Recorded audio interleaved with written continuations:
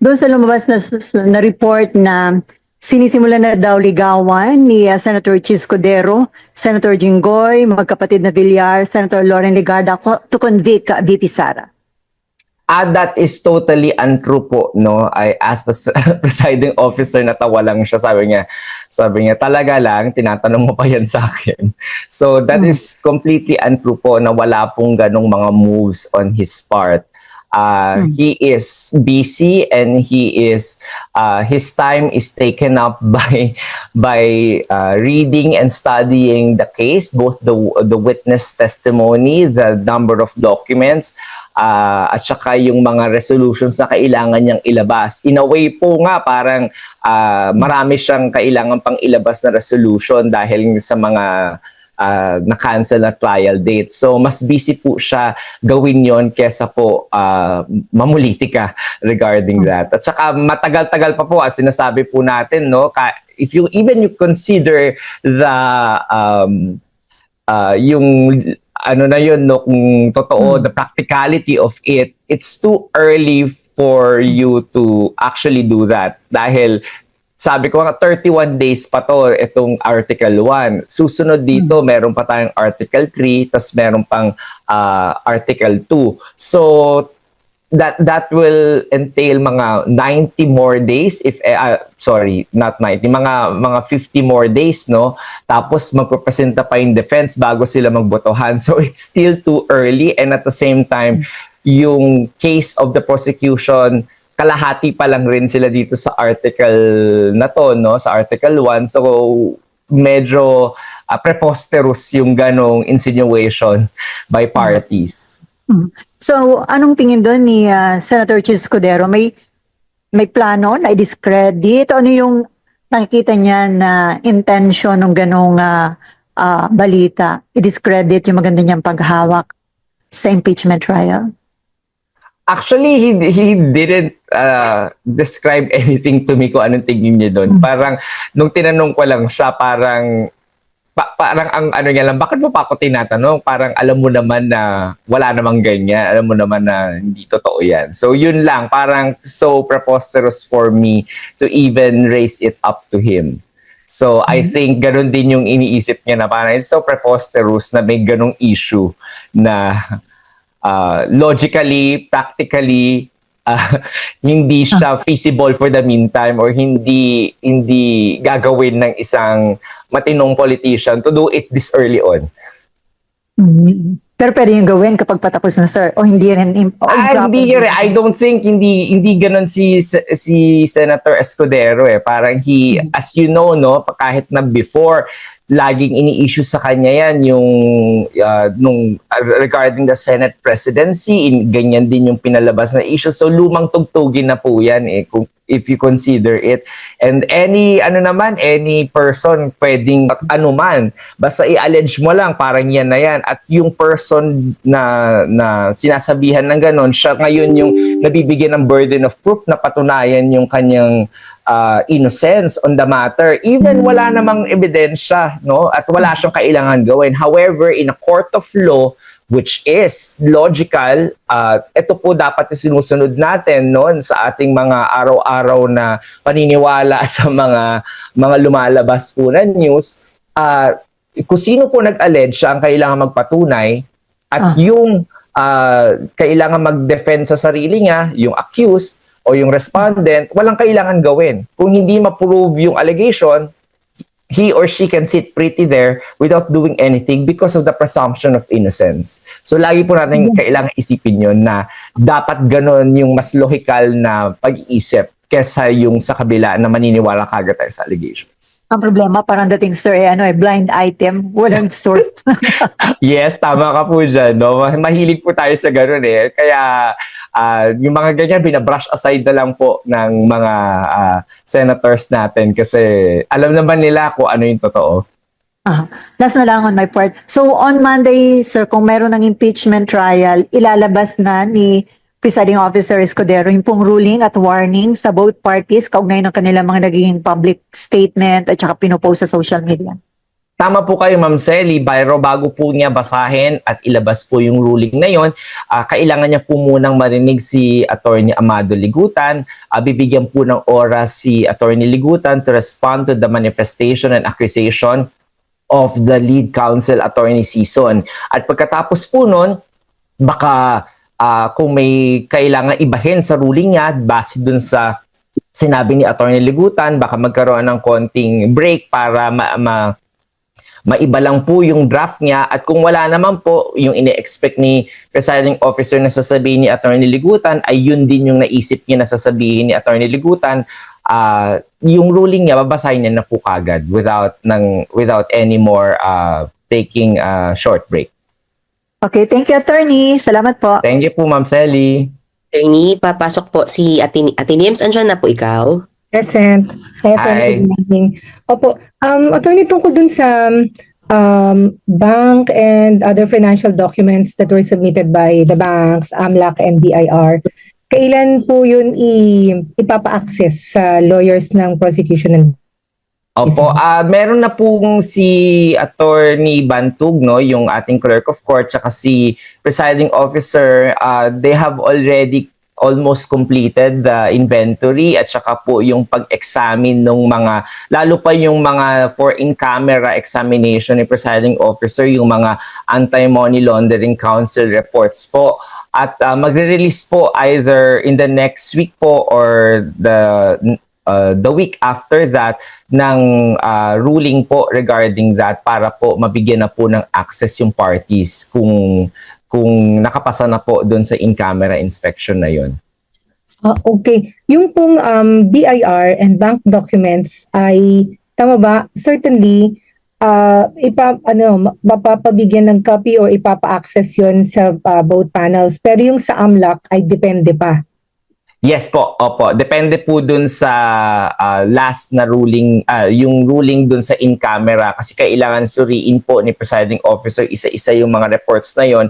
Tapos tinanong niya na rin yung representative ng Anti-Money Laundering Council if there are mga madidisclose ba yung procedure, yung process, kung paano nila nakuha yung mga information na yon, how they were able to investigate these matters, at kung wala naman pong madidisclose doon sa papel na report po na yon, ipapayagan na po yung both parties to access it. Yun lang po naman yung concern ng presiding officer, kaya siya nag-in camera para po hindi makakuha ng ideya yung mga ibang tao na may mga ginagawang masama, kung paano ginagawa ng Anti-Money Laundering Council yung pag-iimbestiga sa ating mga bank records para malaman nila kung ano dun yung sakop ng laundering.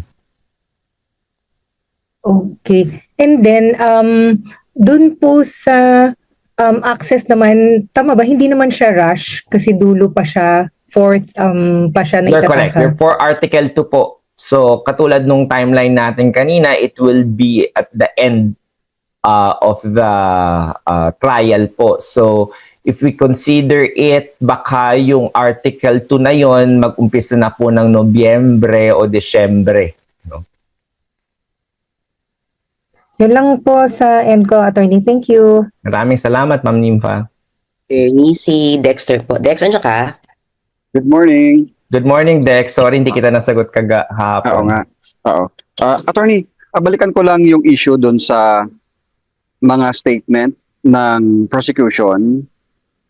Paano tinitake ng isang korte, isang impeachment court ito, na yung mga counsel ay tila pinagsasabihan or pinupuna ang naging galaw o anumang ginawa ng mga senator judge sa isang trial?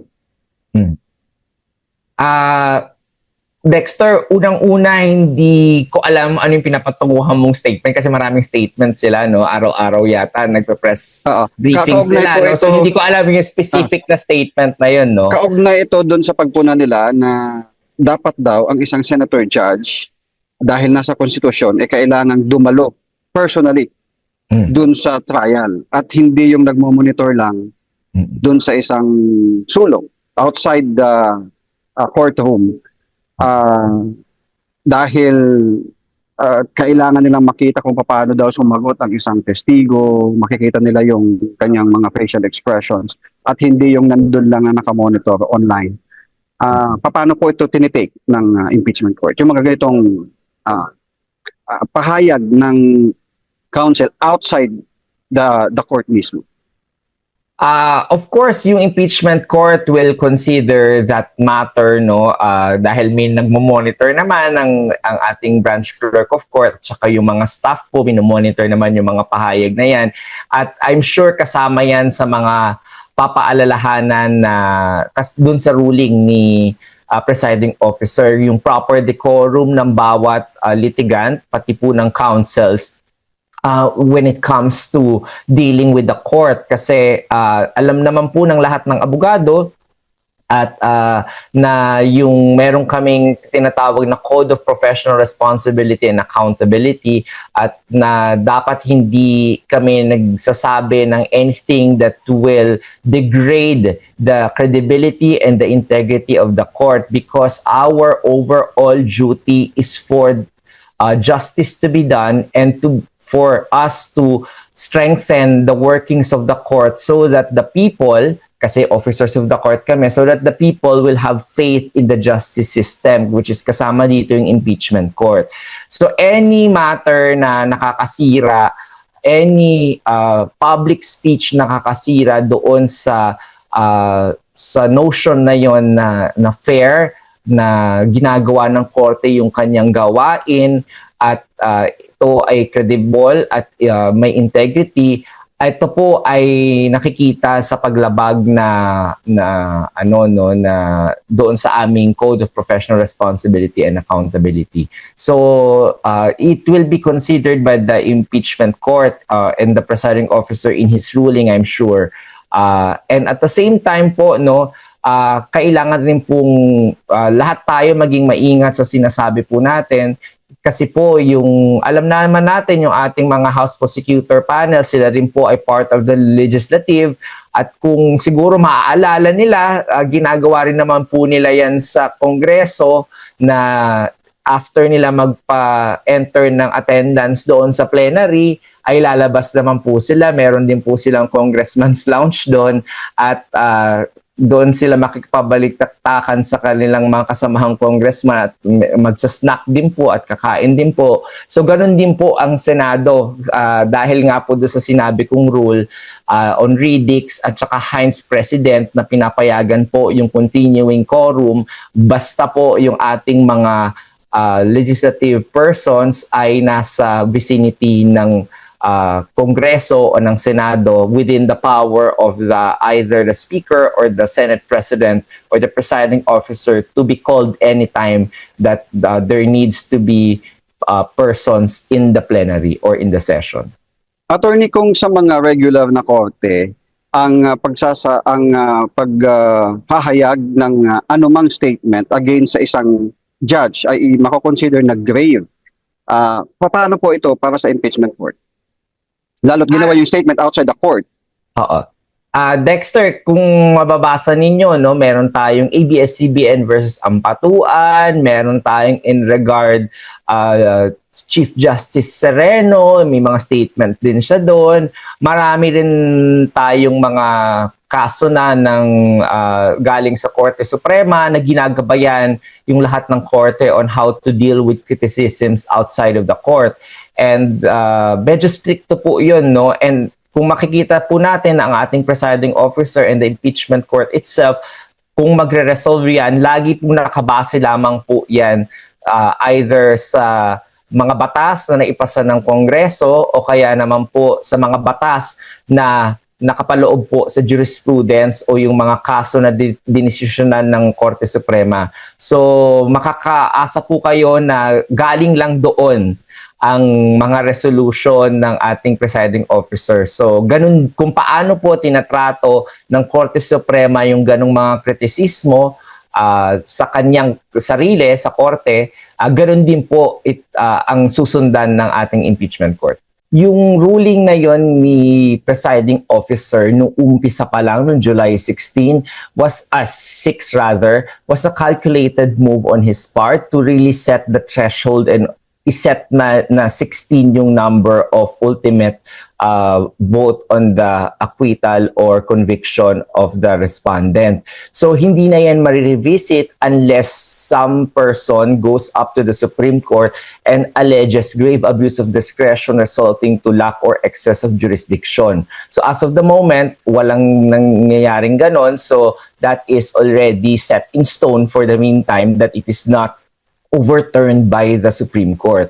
Now, if a person or a party or a side, a council, proposes that, that is a dangerous a proposal because it will necessarily entail the impeachment court to change the rules of the game mid trial. At sa ating due process clauses, hindi po pinapayagan yan. Hindi po tayong parang naglalaro lang dito na kung para sa convenience ng mga parties, iibahin mo na naman yung rules mid-trial. Hindi po umaakto ang impeachment court for the convenience of either the prosecution or the defense. It is acting to uphold the due process requirements under the law at yung 16 po yan, no, nakabase po yan sa Bayan versus Zamora na nagsasabi doon na mahirap talaga ang makuha ang 16 but the framers of the Constitution ensured that mahirap talaga dapat makapag-impeach ng isang impeachable officer because the impeachment court will necessarily cancel the mandate of the people who elected the impeachable officer. That's why it is made extra hard. Kaya 2/3 yan, hindi po simple majority. It was the intention of the framers of the Constitution to make it hard for the impeachment to happen. So, hindi po yan nakabase sa comfort ng tao. So, as to that proposal, wala pong dapat maiba doon sa ruling ng presiding officer na 16 po dahil wala naman pong nagsasampa pa ng kaso at wala pang desisyon ng Korte Suprema if ever masampang kaso na yun. Attorney, paano ba to? Kasi nagkakasunod-sunod po yung yung kanselasyon ng trial tapos mayroon pa pong parating na isa or dalawa pang bagyo next week. Ano na po ang usapan dyan ng impeachment court? Ano pong posibleng mangyari? Kasi tama po ba? Nasa sked pa po ba tayo o medyo late na po tayo? Delayed na po tayo? Mayan kung matatandaan mo, no, meron tayong 31 days for Article 1 and hindi pa tayo gaano nakakakalahati sa mga witnesses na ipipresenta ng prosecution. 27 witnesses yung nilista nila at ipipresenta nila yun for 31 days. So medyo in a way delayed na tayo ngayon. However, don't worry about it because yung impeachment court naman, sanay naman ng lalo pa kami mga abogado, no, sanay kami na nauurong talaga yung mga dates na yan. So yung number of days na allotted for the prosecution will just be extended and will eat up some of the days that the nakalaan naman doon sa depensa at uurong lang naman yung number of days ng depensa. So, ganun lang yung mangyayari dyan. Magkakaroon lang ng konting adjustment. Ngayon, alam ko yung pinapatunguhan mo na tanong, no, kung magkakaroon ba ng session ng Thursday o Friday or Saturday. Of course, that is always under consideration and advisement at makalalaman natin yan if yung Senate President at yung presiding officer would rather opt to have extended days, parang mga make-up days, or will just continue on and then just extend it at the end na lang, sa huli na lang tayo magdadagdag. Kasi baka naman hindi natin kailangan magdagdag for all we know, no? Dahil baka maglaglag din ng mga ilang witnesses yung mga parties. So, let's just wait and see for the meantime. Attorney, if we say na we're kind of delayed na, no, how much are we delayed? Is it significant already? Wala pa naman, no. So far parang mga 2 to 3 days pa lang naman yung medyo na delayed tayo in terms of yung plotting natin ng number of days per witnesses. Dapat nasa I think 6 witness pa lang tayo ngayon, no? Susunod, so dapat mga nasa 9th or 10th witness na tayo out of the 27 witnesses. But because of yung mga it took yung ilang witnesses 2 to 3 days for them to finish their presentation, so talagang naurong tayo. So the delay is not just about because of the cancellation, but because, tama ba? Kasi parang yung last Tama. 2 witnesses natin, attorney, yung si Si dalawang Waki COA. at saka si Del Campo, oo. Nagtig-3 araw po sila, no, attorney? Tama ka dyan. At pinlot natin yon parang mga 1 witness, 1 day rule lang, no? So, if ever, at most 2 araw lang yung per witness, pero talagang humaba sila to 3 days. So, talagang nabagalan tayo ng konti sa ating number of days na pinlot. Sorry, let me just go back to that. The 31 days pala, attorney, ay originally plotted 1 witness, 1 day lang dapat. You're right. Mm-mm. Okay. Tapos Attorney, nabigay lang yung korte ng ng leeway ng additional number of days para kung maurong o mag-take up ng more days yung isang witness, kaya naging 31 days yung nakalaan for the 27 witnesses. Oo, yeah. Oo. Tapos, attorney, tama ba? Isa sa pwedeng solusyon, aside from yun nga, magkaroon ng mga, sabi nyo kanina kasi, attorney, session, you meant trial, attorney? Yes, trial sa days. Thursday. Okay. Isang possible pong maging solusyon, attorney, para makahabol is maglaglag nga ng witness, magbawas na kung feeling ng prosec ay okay na sila. Tama ba? Laging iisipin, it's really a group effort, no? Yung pagbabawas ng mga araw natin or paghabol ng araw natin. Unang-unang effort yan ng both parties through the dropping of either their articles na ipepresenta or the witnesses. And on the part of the court naman, ang gagawin naman niya para makahabol is to add more days or to add more witnesses in a day or to extend the number of hours that the impeachment trial will be undertaken in a day. So, yun yung mga effort on both sides, no, dun sa korte at saka dun sa mga parties. Tapos, attorney, tama, no? Bale, ang pwedeng solusyon nga, magbawas na ng witness, mag Thursday, Friday, Saturday. What about nga po yung pag-extend ng oras? Kasi right now ay 10 to 3 po tayo. May napag-uusapan po bang i-extend siya to 4, to 5, ganun? Tama ka, yan yung isa sa mga consideration, counter-argument. Ay, attorney, nag-freeze po kayo. Yung pong sagot nyo po sa amin ay wala po Okay. dun sa ano. Sorry po, Okay. paulit po. Yung extend po ng hours ng trial, is that an option po? Detail lang po. Yes, that's always an option under consideration by the senator judges. The PO and the Senate President has already talked about that, as we have seen, no, the last time na extend tayo ng 1 hour from 3 o'clock, mabot tayo hanggang 4 p.m. para lang matapos yung last witness na si Miss Sailin Del Campo. So, kahit na ngay ganun din yung mangyayari, pwede rin mangyari yon. So, kinokonsidera nila yon na instead of i-transfer mula umaga hanggang hapon, i-extend na lang ng 1 to 2 hours yung trial para umabot until 4 or 5. However, kasi merong mga constitutional duties na kailangan tuparin dyan. Nakalagay kasi sa Constitution kung anong oras dapat sa session ang ating Senado. Kaya very technical yung mga ganyang mga usapin na sa oras. So baka pwede rin naman na gawin yon, no, dahil bibigyan naman ng enough leeway yung ating senators. However, as to the definite decision of the senator judges, wala pa silang nakakome up dyan. Kaya sabi ko the last time, no, with the cancellation of the days of trial due to inclement weather, at kasi fortuitous event naman to, walang may gusto nito, they might consider it as one of strong argument nung mga gusto naman na senator judges sa hapon mangyari yung ating trial. Ay, actually, papunta ako doon, attorney. Yun nga po, imbis po natin ini-extend ng umaga, tas kasi nag-iisip ka, ay teka, may session pa tayo.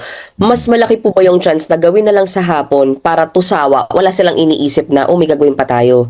Ituloy-tuloy na lang natin hanggang 10 or 11 p.m. Parang gano'n, attorney. tama ka dyan, no? It's a balancing act on the part of the Senate President and the presiding officer. Initially, when they wanted to put the trial sa umaga, ang isipan naman nila kasi para yung plenary session at saka yung mga committee sessions mangyari sa hapon up to sawa para hanggang 10 p.m. sila, etc. Dahil kailangan nila humabol naman doon sa legislative agenda nila. So ngayon, because of the situation, also some senators are saying na baka mas magandang sa hapon, mas mabaligtad para yung trial naman yung up to sawa and then limited naman yung time nung legislative agenda ng Senado. And when are we expecting this to be finalized? Are we expecting an answer by next week? Kasi baka magtuloy-tuloy nga po yung... Magtuloy man next week, baka may cancellation pa rin in the weeks to come. So, paano po? Tama ka dyan, no?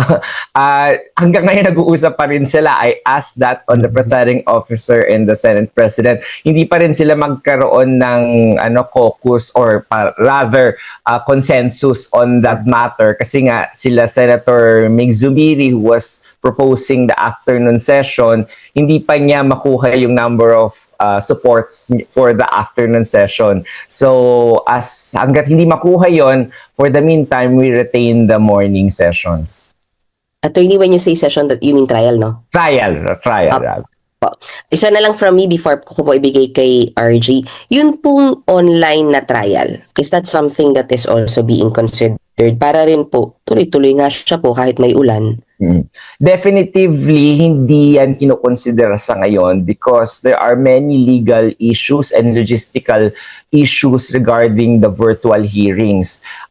Kahit sa korte, sa ordinaryong korte, nahihirapan yung mga parties mag-conduct ng virtual hearing and it is only done in exceptional cases, a very limited number of instances. And if an ordinary case want to go virtual, kailangan mag-motion yan sa korte at kailangan pakita niya yung mga kondisyon kung bakit kailangan ng virtual na hearing. As you may know, the number of participants here in the impeachment court, medyo maraming mga tao na kailangan mag-online at mag-virtual. So as of now, wala tayong rules regarding that matter. So it might entail amending the rules of the Senate and the Senate impeachment rules. Second, wala tayong platform for that. Hindi pa handa yung Senate, pati yung Secretariat na mag-launch ng isang platform na which can accommodate a lot of all of us, no? Lahat tayo nandoon, no? At pangatlo, syempre, hindi rin paalam kung gaano rin katagal yung proposal na ipapasa at saka mapapag-prepare ng Secretariat yung virtual na hearing na yan. Baka kung kahit gawin natin, it will not happen in the next 1 to 2 weeks because it might take more weeks or months para ma-launch yung ganyang klaseng platform and maamyendahan yung ating mga rules. Okay. Attorney, thank you. Salamat po sa pagsagot sa aking tanong. Si RG po ang... Salamat.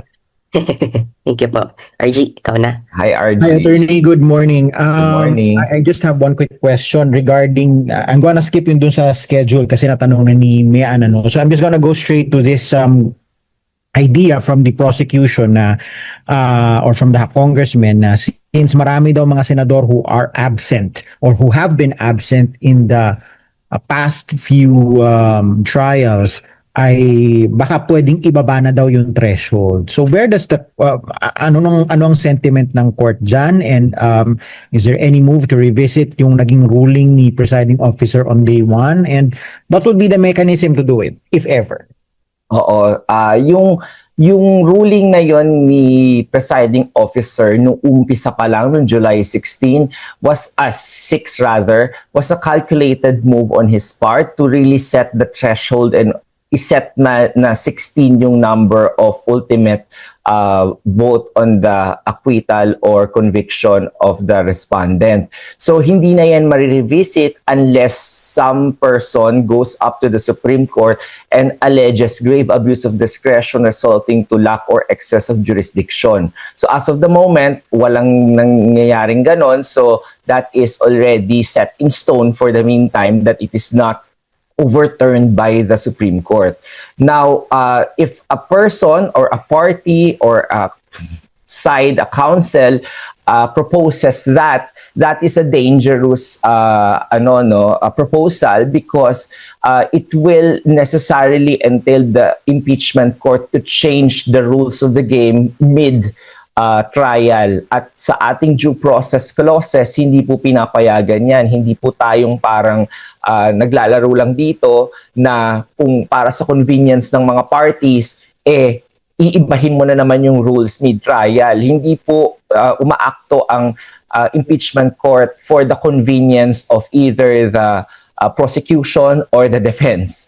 It is acting to uphold the due process requirements under the law. At yung 16 po yan, nakabase po yan sa Bayan versus Zamora na nagsasabi doon na mahirap talaga ang makuha ang 16, but the framers of the Constitution ensured that mahirap talaga dapat makapag-impeach ng isang impeachable officer because the impeachment court will necessarily cancel the mandate of the people who elected the impeachable officer. That's why it is made extra hard.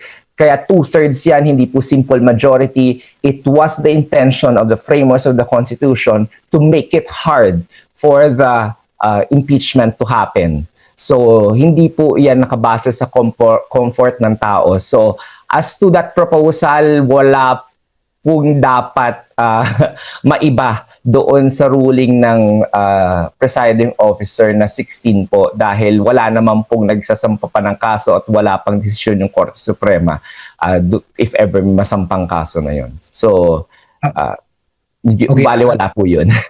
Okay, at Sa yun doon naman, impeachment court. yun doon naman sa attendance kasi napapansin na rin na may mga senator judges hindi na nakakabuo, actually hindi na kukumpleto yung mga 20. Dapat kasi 21 sila dahil tatlo yung wala. You have Senator Bato Way, hindi makita, dalawang nakakulong. So dapat 21 sila dyan. And napansin na rin, it has not gone unnoticed na marami na hindi sila nakakabuo yung 21 na yon for the past so many trial days. So yung iba, nakikita pa on social media na nagbo-monitor na lang outside the session hall. So is that legally acceptable? Are they allowed to participate even from outside the session hall? Yes, it is legally acceptable.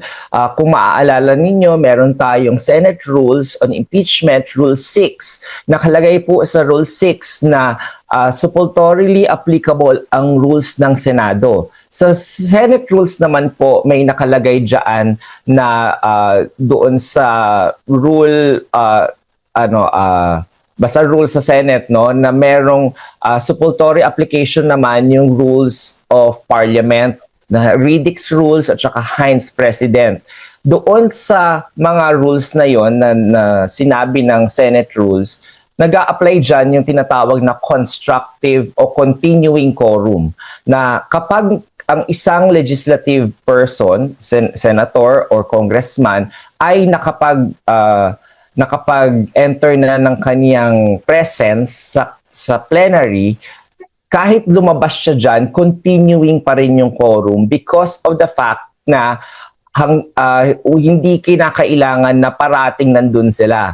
Basta nandoon sila within the control of the Senate President na anytime pwede silang ipatawag ulit kapag kailangan na ng botohan sa plenary, continuing pa rin yung quorum unless questioned by any one of the members. So alam ng ating mga nasa legislatura yung continuing quorum rule na yan. At sa ating mga ordinaryong tao, baka medyo first time natin naririnig yon. However, in legislative practice, that is considered legal because the Senate President has control over the antechambers and all the rooms in the Senate At yung Senator's Lounge, yun naman ay nakatabi lamang sa plenary. So it is within, parang pag pumunta sila doon, continuing pa rin yung presence nila on the floor. Walang na babawas. And as you have seen naman, no, yung mga senator judges na yon, di na tayo magba-blind item kasi alam naman natin na si Senator Padilla yon, Senator Villar, at saka si